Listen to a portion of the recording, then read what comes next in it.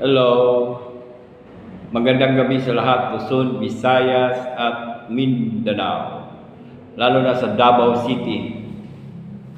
Mabuhay kayo.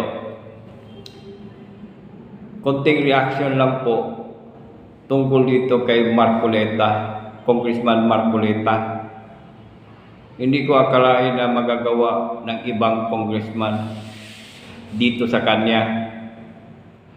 Tinanggal kasi siya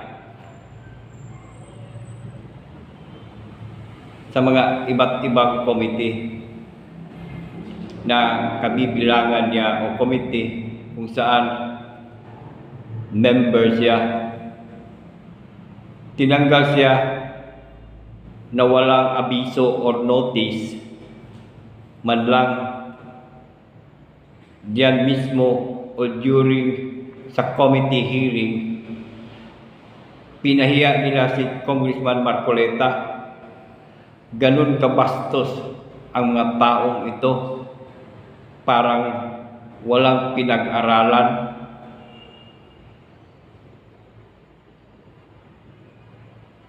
Tinanggal siya para hindi makapagsalita. Harap-harapan mismo sa committee hearing.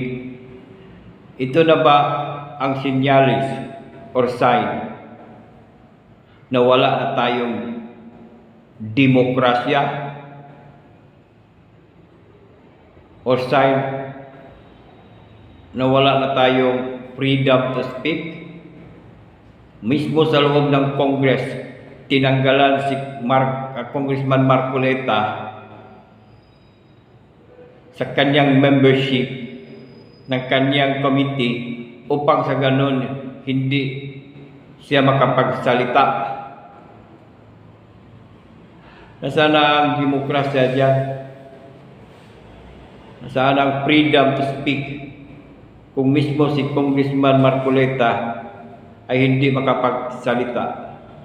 Paano na kaya tayong mga ordinaryong tao? How could we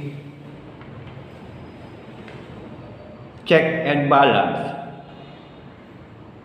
ng mga ginagawa ng ating gobyerno kung itong mga congressman na gusto magsalita against to their opinion ay tatanggalin sa kanilang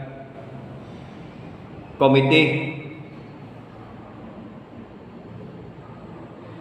Nasaan ba ang hustisya, demokrasya, freedom to speak, and freedom na magpahayag sa kanilang opinion?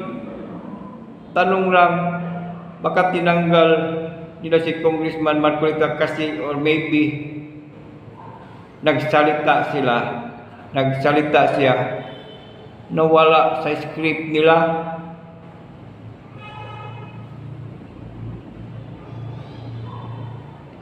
O maybe nadulas kasi ang isang congresswoman na sinabi na stick to the plan. Ano ba talaga ang plano niyo sa Pilipinas? Sa Pilipinas nga ba talaga ang plano niyo o kay PPS? Tanong lang. Paano na itong mga congressman?